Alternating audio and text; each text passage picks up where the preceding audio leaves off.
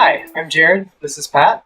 We're at NASA's Johnson Space Center inside of HERA, the Human Exploration Research Analog. This is Campaign 6, Mission 2 of HERA. Our mission is a simulated trip to Mars's moon Phobos to help scientists understand how confinement and isolation in remote conditions might impact or influence how astronaut crews live and work in deep space. We're really excited to be here, and we're looking forward to your questions. Hi, my name is Anika, and I'm in 6th grade at the Cambridge International School in India. My question for you is, what research projects and experiments are all of you conducting while you are on HERA? Hi, Anika. Fantastic question, because basically the research is why we're here. I think it's important to say up front that we are actually the research subjects. The experiments that are happening are actually happening on the crew and our interactions. And that's part of what makes HERA kind of special and unique. In order to do that, though, in order to kind of gauge our performance as a team, we have different activities and tasks that fall into 3 kind of general categories. Not formally, this is kind of how I think about it in my head, but the first are operational tasks. And these are astronaut-like activities, such as simulated trips and surface operations to Phobos, where we get to use flight simulators and virtual reality to conduct that operation, which is really cool. These operational tasks have a scoring mechanism, and basically what that allows is the research to understand how the HERA environment might impact our performance. So through planning and practice and good teamwork, our scores will go up. But perhaps due to confinement or isolation, our scores could go down. And that's important for the researchers to understand. The second category falls into, we're trying kind of piloting some new technologies and ideas on trying to help crews operate farther from Earth. And so as astronaut crews go towards Mars and into deep space, the communication delay between Earth and the crew becomes longer and longer as we get farther and farther away. So the crews are going to kind of be on their own. They can't just call up mission control and get help whenever they need it. And so we're looking at technologies like virtual assistants or augmented reality to try to see if those technologies can help crews operate more independently when they're on long-distance missions. And the last category is just some experiments similar to what you might find on the International Space Station. We're growing lettuce in a hydroponics bay. We sample the surfaces for microbial contamination.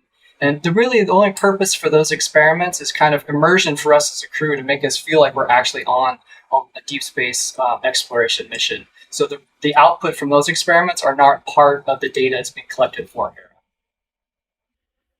Hi, my name is Claire. I am in 2nd grade at the Wilson School, Clayton, Missouri. My question is, how big is HERA? Hi, Claire. So, HERA is 636 square feet, which is about the size of 2 classrooms. Right now, we're standing on level 1 of HERA. So within this area are workstations where we do science-related missions, and we also do simulations to the Mars moon of Phobos. It also contains the hygiene module, where we have a bathroom and a shower. Above us on level 2 is a living area, where we also have a galley where we can prepare meals and eat them. It also contains an exercise area with a bike so we can do interval training, and also weights so we can do resistance exercise. Above that is level 3. But level 3 is unlike level 1 or level 2 in that it doesn't have a floor. It's really just bunks where we can sleep. So we climb a ladder, we climb into our bunks. So it requires us to really coordinate the activities between all 4 of us so that we can work and live together in this small space. Hi, my name is Olivia, and I go to Embry-Riddle Aeronautical University. My question is, because of your heavy workload and strict routine, do you notice any changes in your appetite? Hopefully you don't forget to eat. Thank you and keep up the good work. Hi, Olivia. It's a very, very important question. And I think it's kind of interesting and relevant for our current times. The comparison I have is before I came into HERA. It was during the pandemic and I was working from home a lot. And so I felt like I really wasn't moving through the world as much as I was before COVID happened. And as a result, even though I was working out regularly, my appetite dropped quite a bit. Now that we're here in HERA, we're constantly on the move. We have a very busy schedule. We're constantly climbing the ladder between level 1 and level 2. And on top of that, we also work out 6 days a week. So while I have seen a little increase in my appetite, I think it's largely attributed to the fact that we're just moving around so much more, and those increased activity levels required a little bit more caloric intake. Pat, do you have anything? If you've ever gone camping, you've probably eaten a lot of the food that we eat here. So a lot of the food we have is a lot of prepackaged and dehydrated foods. And what we do in the galley up on level 2 is we add water to it to rehydrate it. My name is Lauren Ann, and I'm a graduate student at the Florida Institute of Technology.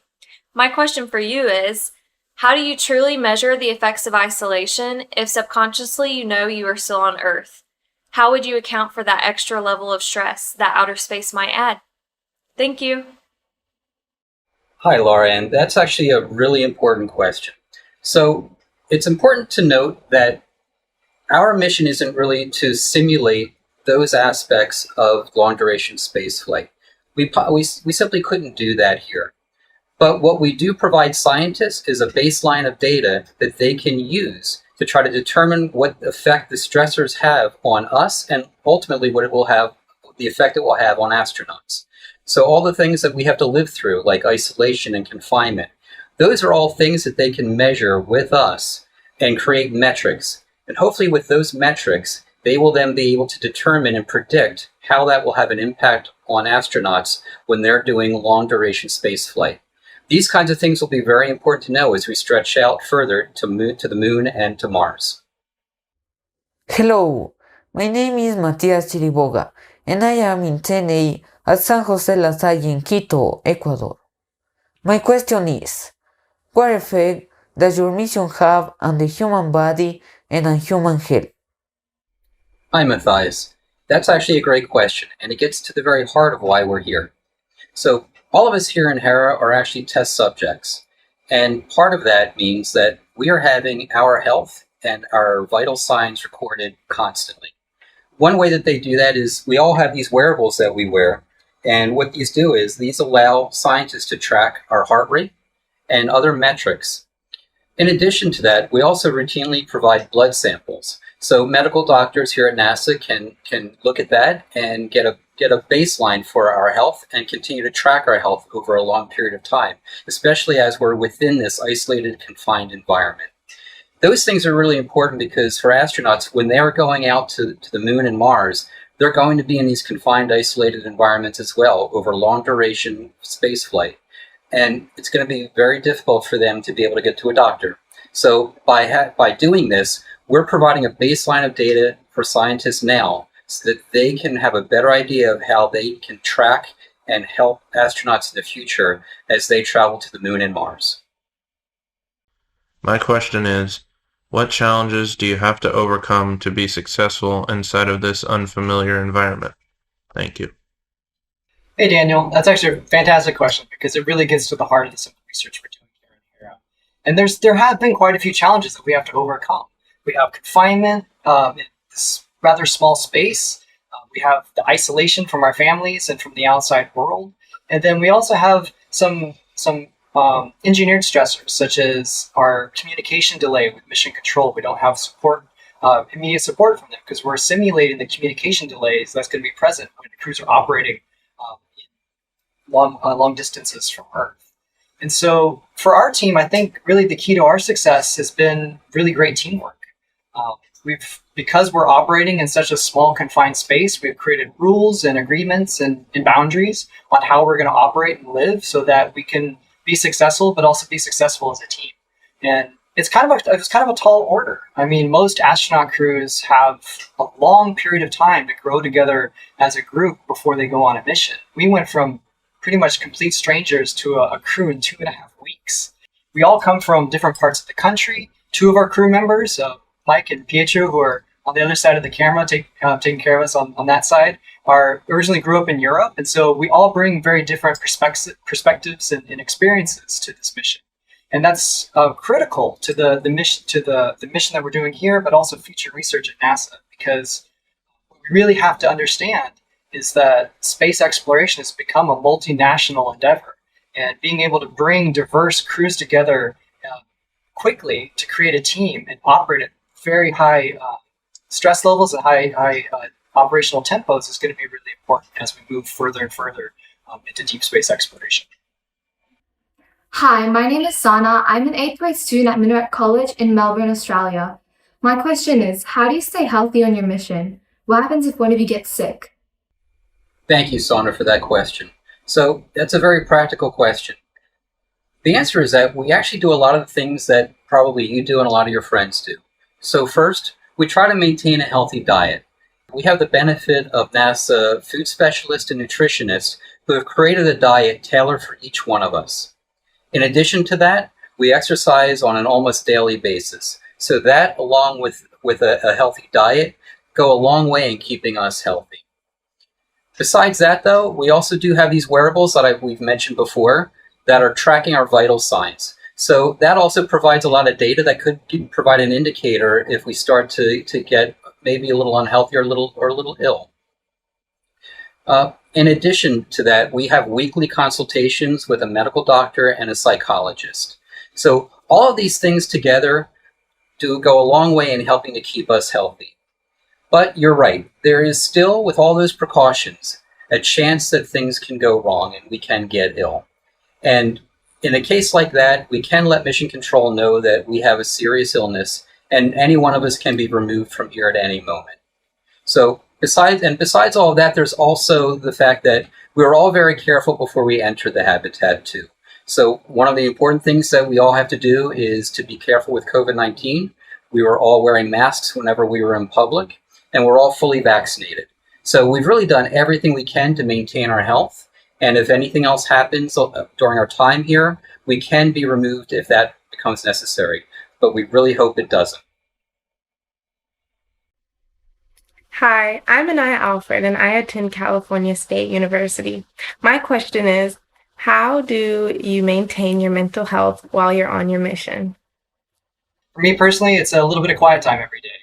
We have access to music and movies. I have my stack of books here, so pretty much once a day, I'll kind of put some earplugs in and just kind of crawl into my own mind for a little bit and try to recharge. And the rest of the crew has been absolutely fantastic about making sure every one of us has that space and opportunity to kind of recharge in whatever way we need to. And so that's been a large part of how we've kind of honestly built up our teamwork, is by respecting that about each other. On top of that, we also have dedicated support from Johnson Space Center. So we have private psychological conferences every week. So if we do have some issues, we want to work something out, we have access to some professionals that are trained with working with both the astronaut crews and the HERA crews. And so they're very experienced in these types of scenarios. And so they can give us really good, unique perspectives. But personally, for me, the most important thing is knowing that I have a loving family back home and that they're doing well. And so having that family, knowing that they're home, they're safe, that they're supporting me, and that we also have an extended network of family and friends that are supporting them in case something does happen, gives me a lot of mental resilience. Hi, my name is Autumn, and I'm in 2nd grade at the Wilson School in Clayton, Missouri. My question is, are you allowed to bring things from home on your mission? Hi, Autumn. That's a great question. I'm glad you asked it because I came prepared. So first, just to start out, as a reminder, like our mission is to understand how isolation and confinement affects our behavior and what may affect the behavior of astronauts as they move further and further away from Earth to conduct space exploration. And so it's pretty important that we don't bring in things like cell phones or connections to the internet, because they're not going to have those. Crews will not have that when they're on these long distance exploration missions. And so it would contaminate the data, the research, if we had those available to us. Also, we can't bring in any work from our jobs back home, because that would divide our attention and take our energy away from the research we're trying to do here. We need to have all of our effort focused on the operational tasks that have been placed upon us, so that we can make sure we get good data for the researchers. So they can then come around and develop the proper procedures and countermeasures to make sure crews are successful in space. That being said, we do get to bring a small amount of personal items with us. Here I've got a stack of books that I brought with me that I can use during our free time in order to kind of unwind. I also brought pictures of my family with me. Here's a picture of my dog. She's a sweet little dachshund. I miss her quite a bit, but it's important to have these little mementos and reminders of our family back home with us on the mission. But there's a balance, and I think it's important to mention this, in that while our weekly conversations with our families and the things that personal items we bring with us on the mission are really important for our mental health, at the same time, if we're too connected to our responsibilities back home, then it may take our focus away from our mission. And this is something I experienced when I did deployments and exercises with the military. And it's a concept called an expeditionary mindset. And this is essentially an expeditionary mindset allows you to focus all of your mental, physical, and emotional energy on your tasks at hand. And so if you're too connected to things that are still happening back home, that will take some of that energy away from your operational tasks, and it could impact the mission. And this is a reality that's going to face our crews as they move further and further away from Earth. And so it's important, and an important part of the HERA research is actually trying to understand what that balance is. Pat, did you bring anything that you wanted to show? Oh, well, I brought books too, and I brought pictures of my family, my dogs, but I did bring one other thing. I brought a friend. This is Marvin. Marvin's helping us on our mission. If we have any issues, we can just go to Marvin, and he might be able to help us while we're on Mars. Subject matter expert. Subject matter expert. Thank you very much for all your questions. We really enjoyed answering them. For more information, please go to the HERA website.